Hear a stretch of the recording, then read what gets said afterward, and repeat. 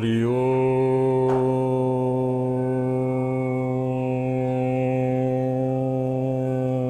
तत्सत्। ओम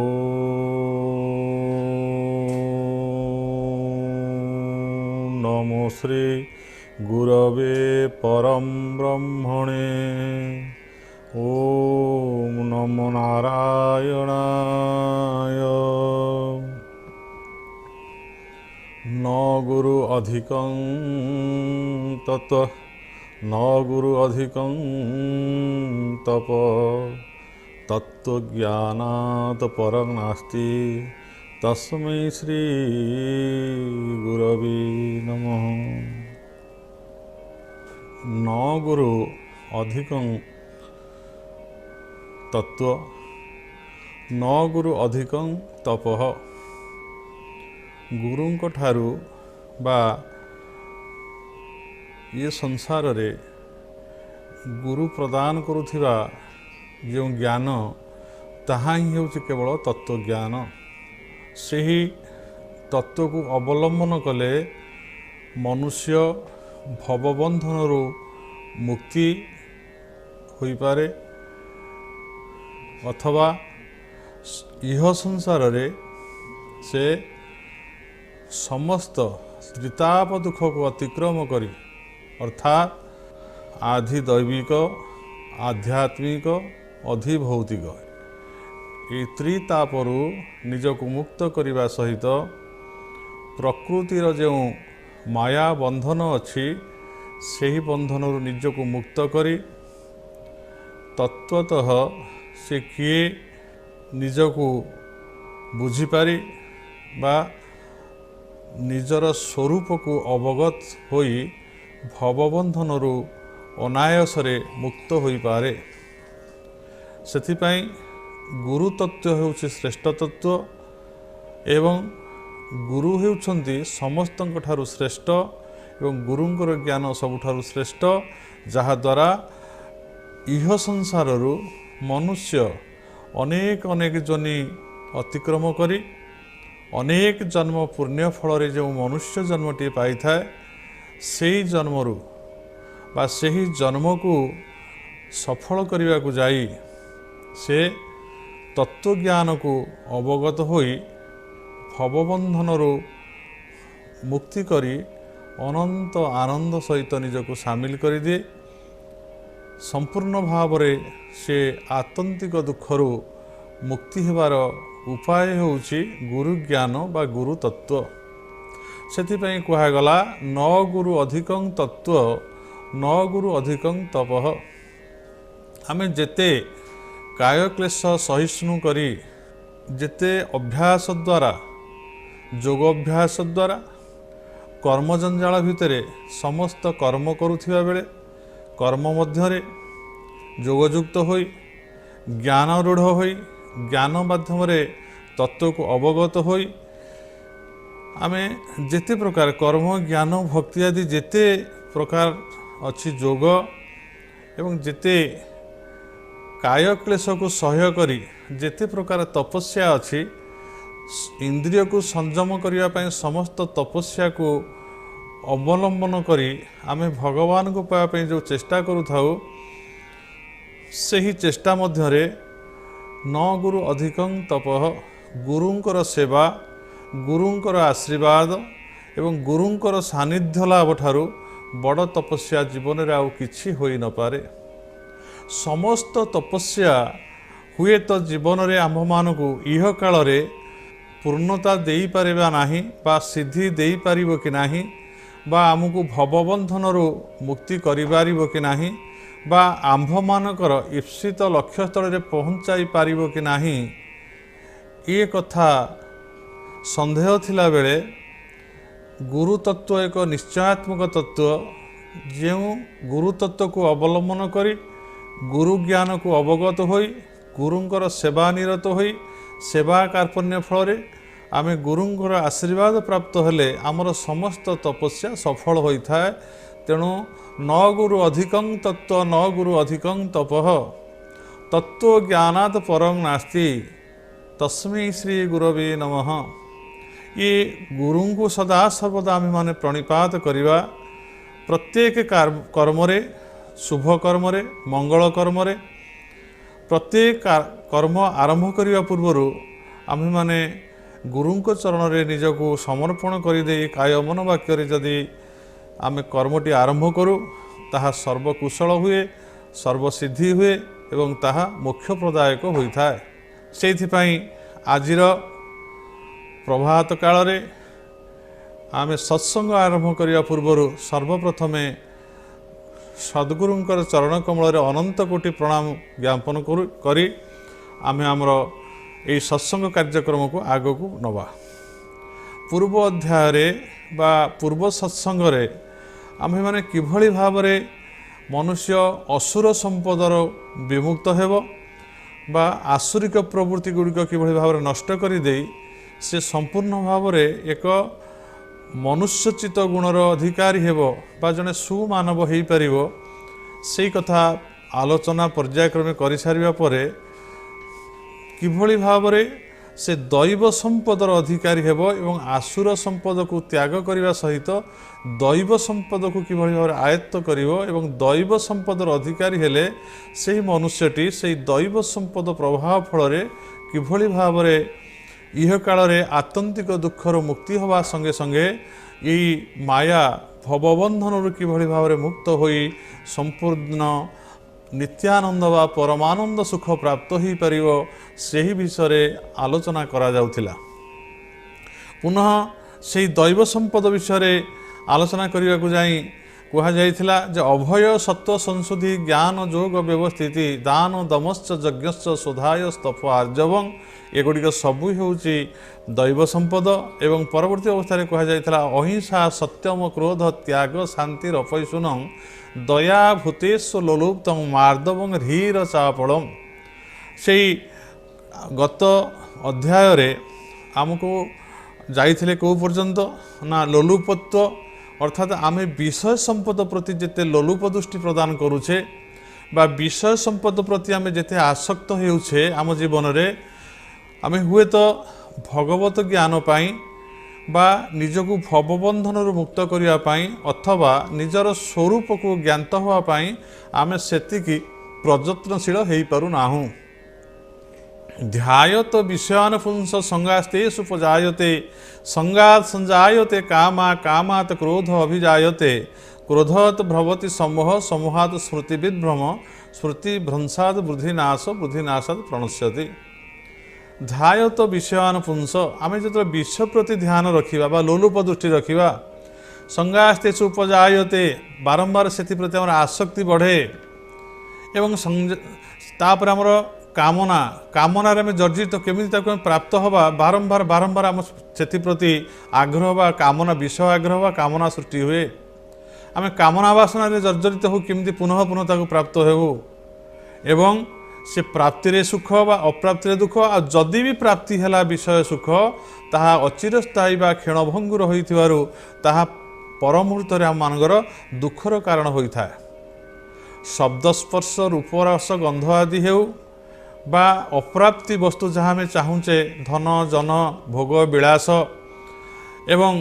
जमी बाड़ी टंका पैसा सुना रूपा आय अलंकार ठारू आरंभ करी बसन परिधान पर्यंत एवं अनेक सौरम्य बा अनेक तल विशिष्ट बा जदि आम बहु तल विशिष्ट प्राचुर्यपूर्ण प्रासादटे निर्माण करने आकांक्षित होता है बा आम्भे माने कौन सी जानवाहन अधिकारी होगापी आकांक्षित हो यह प्रबल भाव में से कामनारे युक्त करी ताकू पाइबा आम अक्लांत परिश्रम कर समस्त चेष्टा को से लगे दे था एवं अनेक समय व्यय होला परे हुए तो आम ताकू हासिल करिपरिबा बा प्राप्त हो पारिबा कि न हो पारिबा से कथा प्राप्त होला परे जना पड़े किंतु न हो भी पारे नहले दुख हुए समय अଯଥାରେ व्यर्थ हुए एवं जदि भी आम आमर ईप्सित पदार्थ को प्राप्त हो से प्राप्त पदार्थ ये संसार भितर अचिरस्थायित्व होइथिबारु और कामना मध्य चिरस्थायी होई नथिबारु गोटिए परे गोटिए कामनार उद्भव होवा संगे संगे प्राप्त वस्तु प्राप्ति ही सारला परे सेथिरे मध्य मन स्थिर हुए नाही बा सेथिरे पूर्ण सुख मिले नाही ता परवर्ती एक वस्तु को प्राप्त होवा पई पुनः पुनः कामनार जागृत होइथाय। यार अवसान केबे भी हुए नाही। एही माया मरीचिक सदृश प्राप्ति अप्राप्ति पश्चातपद करू करू बा पछरे धावित होई हो प्रत्येक मनुष्य जीवनटी नष्ट हो जाई थाए। सेथिपई आम्भमानकु असुरिक प्रवृत्ति खाली छाड़ीदेले तो हेब नाही। सेथिपई आमको दैव संपदर अधिकारी होबाकू पड़िबो बा दैव गुणर अधिकारी होबाकू पड़िबो। जो दैव गुण द्वारा आम्हे जने भल मनुष्य होई आमर बुद्धि विवेक ज्ञान को मार्जित करि परिबा एवं से मार्जित बुद्धि विवेक ज्ञान फल आमे समस्त ये मृत्यु संसार को अवतीर्ण करी परमानंद धाम को किभली भाव प्राप्त हो पारिबा ताहा होछि आमर परम पुरुषार्थ एवं मानव जीवनर सफलता। तेबे ये लोलुपत्व कथा आमे पूर्वर विचार करिछे जे विष प्रति लोलुपता हेउछि पाषाण्डता अज्ञानता एवं तार पछरे धावित हेले आमको कौनसी सुख मिलिबो नाही। कारण विषय जहार लोचन हरई आत्मबुद्धि ज्ञान समस्त बुद्धि विद्या एवं निजर जो आत्मस्वरूप आ भितर अवस्थान करिसेंती ताकू से प्राप्त होइबा सेठी अंतर्दृष्टि न करी बाह्य दृष्टि भाव में बाह्य लोलुपत्वरु से बाह्य विषय संपद को भोग करिया पे सतत चेष्टा करुथाए। यह हेउछि एक मानव जीवनर असफल बा कुप्रवृत्ति जो प्रवृत्ति पथरे धावित होई ज्ञानी गुणी पंडित जन माने मध्य तांको जीवन को नष्ट करिथांती बा मानव जीवनर असारता बा जो सारता सारवता को से बुझी न पारी असारत्व भाव में जीवन यापन करती अत्यंत दुख लाभ करती। आम मैंने समस्ते मध्य जेहेतु इंद्रियपूर्ण शरीरटीए पंच ज्ञानेन्द्रिय पंच कर्मेन्द्रिय अंतकरण भाव में मन बुद्धि एवं अहंकार चित्त आदि जो अंतकरण चतुष्टय यही भाव में अंतकरण बाह्य आम प्रत्येक मुहूर्त विषय को भोग करने आकांक्षित बा लोलुपत्व भाव में आम रही था से गुड़ी को आम धीरे धीरे ताकू त्याग करवा अर्थ जे आम जो प्रत्येक विषय पदार्थ को त्याग करदे ताहले जीविका निर्वाह करा जाई परिबो नाही बा देह धारण करा जाई परिबो नाही। जेहेतु पूर्वजन्मर कर्मफल अनुसार आमको गोटे भल सुंदर मानव रूपक शरीरटी मिली एवं यही मानव शरीर भितर बुद्धि विद्या ज्ञानर उद्रेक हुए जहाँ अन्य जोनि केबे संभव हुए नाही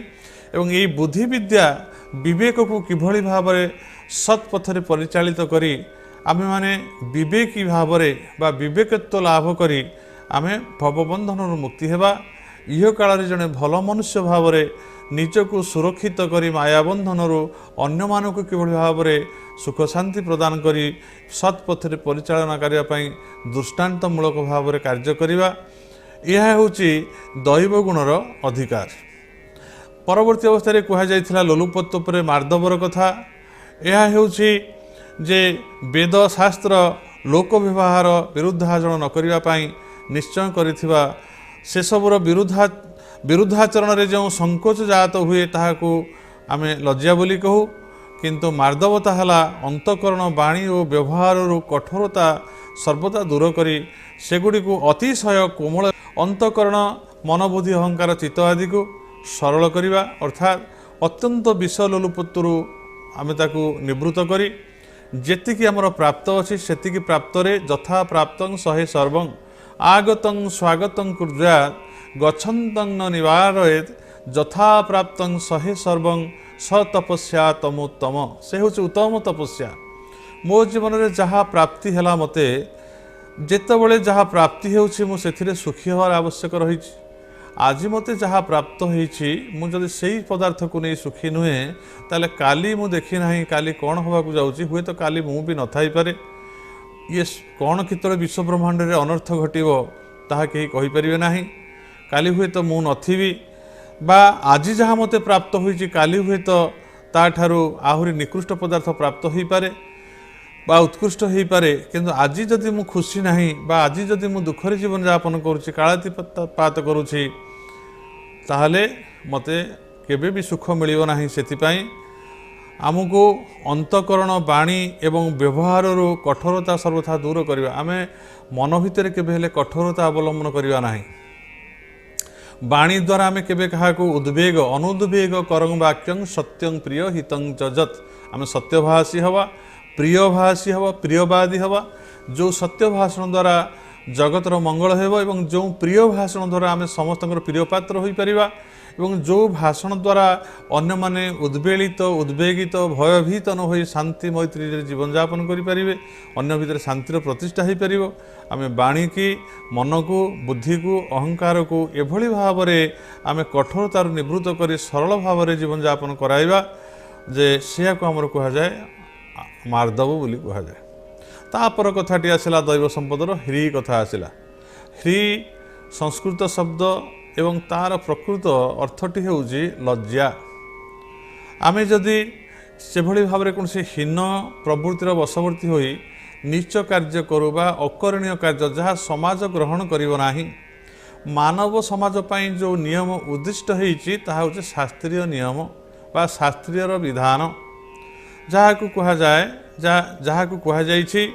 जे आमे जदि शास्त्रीय विधान शास्त्रीय मत को अनुशीलन करिवा एवं सत्संग द्वारा सत् प्रवृत्तिर व्यक्ति मान द्वारा आम जदि तांकर पथर अनुगामी हेबा ताहले आमे जदि मार्जित हो जावा आम जीवन को मार्जित करि परिबा आमे केबे कुकार्य करि परिबा नाही जीवन रे जो थे आम लज्जार सम्मुखीन होबाकू पड़िबो। आम एभली भाव में एक कार्य करबा ता होछि लज्जा कर पितामाता सहित व्यवहार स्त्री सहित व्यवहार पड़िशा मान सहित व्यवहार पुत्र मान सहित पुत्र कलत्र बंधु परिजन आदि एवं मोर जो कार्यकलाप जीविका निर्वाह अच्छी मुझे ताकू लज्जाहीन भाव में केवल अर्थ सर्वस्व भाव में विषय लोलुपत दृष्टि दे निर्लोभता त्याग करी कठोर को अवलंबन करी मुझे केवल से ही धनजन मान जस पछरे प्रवृत्ति पछरे जदि मु धावित हुए ताहले मते निश्चिंत भाव में निंदित होगाकू पड़ो लज्जित होगाकू पड़ो अन्य मान पाखरे। सेथिपाई मते वेद शास्त्र जो जहाँ आम मान को परिचालित करने आम जीवन को शास्त्रानुमोदित वेदानुमोदित बा शास्त्र विहित कर्म बा वेद विहित कर्म जहाँ अच्छी ताकू जदि आम अवगत होगा सत्संग माध्यम मनुष्यर प्रकृत कौन करणीय कौन अकरणीय और क्यों कुकार्य द्वारा आम लिप्त हेले आमको लज्जित होगाकू पड़ो आम से भली कार्य सदा निवृत्त रहिबा ताहले आमे ए ह्री बा ए लज्जा को आम आयत्त करिपरिबा आमे केबे लज्जा युक्त काहाठारु आम निंदा लज्जाशील हो पारिबा नाही। आ ए लज्जा मध्य आ गोटे कथारे कहबाकू गले या होची गोटे मानवर भूषण आम पाखे जदि लज्जा अच्छी आमे जदि लज्जाशील होइछे बा कोनोसी कथा लज्जा आम पाखे अच्छी ताले आम केबे खराब काम करि जार मुहरे लज्जा नाही तार बंध बाड़ नाही से लज्जा नुहे से ताको लाज माडू नहीं से खराब काम करुच्ची अत्यंत उलग्न अवस्था बुलूची एवं से भली कथबार्ता करुच्ची तार कार्यकलाप खाद्यपेय चाली चलन बसन भूषण ये लज्जाकर प्रति ताको लज्जा लगे ना तेणु से लज्जा न लगुथ जे निर्लज से सदा सर्वदा कुकार्य रत रहे और ताकू सब लज्जा लगे ना तेणु लज्जा हूँ एक मानवर भूषण जो लज्जा जहाँ पाखे अच्छी सी लज्जा काले प्राप्त हो से कौन लज्जाहीन कार्यता जीवन में करे ना तेणु ये ह्री हूँ एक संपद ये लज्जा आम पाखे रही आवश्यक अच्छी ये लज्जा आमको चेतई दिए जे यही कार्य कले यह हूँ खराब कार्य यही कथा कहना यह हूँ खराब कार्य जो थे तुमको लज्जित होगाकू पड़ो समाज में से लज्जा हूँ एक आम भूषण जी आम पाखे रहिले आमको चेतई दिए जे मु यही कुकार्य कले लज्जित होबी तेणु मुझे निवृत्त रही तेणु लज्जा हूँ एक दैव संपद बोली ताकू ग्रहण करा जायछि। एवं अचापल अचपलता होउछि जे आमे प्रत्येक मुहूर्ते जदि आमर इंद्रिय मानक चंचल करदेवा अर्थात चपलता प्रत्येक मुहूर्ते विष प्रति जार लोलुपता अच्छी एवं जे मार्दवर अधिकारी है ना जहाँ भीतर ह्री बा लज्जा नाही से माने विष संपद को भोग करने एवं कामना वासना जर्जरित होई से माने सबुबले बुद्धिवृत्तिर चंचलतारू ठीक भाव में निर्णय नहीं पारती ना स्थिर मस्तिष्क स्थिर बुद्धि स्थिर चित्तरे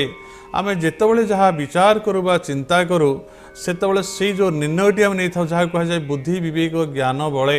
मरण जिणी पार हेले आम जब बुद्धि विवेक को खटेबा बुद्धि विचारी काम कले प्रमाद न घटई भले। जदि आम बुद्धि प्रमाद शून्य हो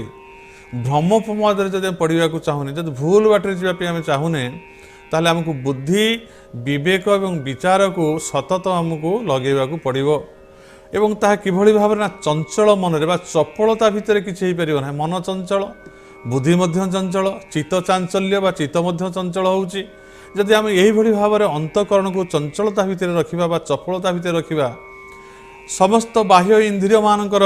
मुख्य बा मुरबी बा परिचालक मन होइथिबार जदि मन चंचल अछि इंद्रिय माने तत्क्षणात सतगुण चंचल हो पड़ती विचारहीन हो पड़ती जे से चंचलता वस्तु से एभली एक भूल काम करती विचार न करी से कौन करती ना से भूल द्वारा लज्जित हुंती अपमानित हुंती संसार निंदित हुंती हुए तो से मृत्यु वर्ण करने पड़े। तेणु ये अचपलता अर्थ हूँ आम काय मन वाक्य अंतकरण अर्थात अंतकरण चतुष्टय मन बुद्धि अहंकार चित्त जो अंतकरण चतुष्टय रही आम जदि से अंतकरण चतुष्टय को स्थिर भाव में रखी धीर स्थिर भाव में कौन कार्य करने पूर्वर जहाँ को कह जाए हाथे मापी चाखेंडे चल अर्थात अधिक बाट जीवा पूर्वर अधिक बाट को सफा बा परिष्कृत कर चाखेंडे चलवा पर आउ अधिक बाट आहरी किसी परिष्कृत कर पथ तापर चलो से भाव में मानसिक पथरे जहाँ विचार करुछ ताकू भल भाव में विचार कर सारा पर जदि आम स्थिर चित्तरे ताकू विचार करी विवेक लब्ध होई विवेक को प्राधान्य दे जदि आम से कार्यटी करवा ताहले निश्चिंत भाव में आम जीवन सफल हेबो। आमे केबे हेले भूल बुझाबणा भितर रही भूल कार्य जीवन में करवा नाही। जदि आम जीवन में आमे कोनोसी भूल कार्य बशवर्ती हेई करू ताहले ताहा होची चपलता द्वारा अर्थात आमे अत्यंत चंचल भाव में धीर स्थिर भाव न करी चंचल भाव में जो आमे गोटे जहाँ को कहती विचार करी आमे गोटे निष्कर्ष न पहुँची जो चंचल भाव में आमे किसी करदे ताहले ताहा ठीक हुए नहीं बा हमको ठीक कथारे बा ठीक निर्णय नहीं पहुँची पारे नहीं। तेणु आमे प्रकृष्ट भाव में आमर जो शेष एटी जो कहला श्लोकर शेष कथाटी अहिंसा सत्य आस्तेय अहिंसा अवलंबन करवा सत्यता को अवलंबन करवा अहिंसा सत्य आस्तेय बोली जो कथा कहगला आम ये अहिंसा रहिबा एवं अहिंसा सत्य अक्रोध अहिंसा सत्यम अक्रोध त्याग शांति अपैशुनम अपैशुनता आम कहारी पछरे चिंता करवा नहीं क्या निंदा करवा नहीं। एवं कहुई को जे दयाभूतेश लोलुप्त मार्दव हृदय चापण जो आलोचना करागला तेज क्षमा धृति शौच अद्रोह नाति मानिता ये जो दया क्षमा सत्य शांति आदि कथा कहगला एवं दयाभूतेश लोलुप्त मार्दव ह्रीर चापलम समस्त दया युक्त होगा लोलुपता को आम विषर दूर रखा एवं आम मार्दव अर्थ कहवा गले आम सरल भाव में जीवन यापन करवा जीवन को आम सरस सुगम करवा एवं लज्जाशील भाव में जदि आम जीवन यापन करवा ताहले आम कौन लज्जाकर कार्य करिपरिबा नाही। दैव संपत्तर यही गुणगुड़िक आम आलोचना करी आज समय हो जाइथिबारु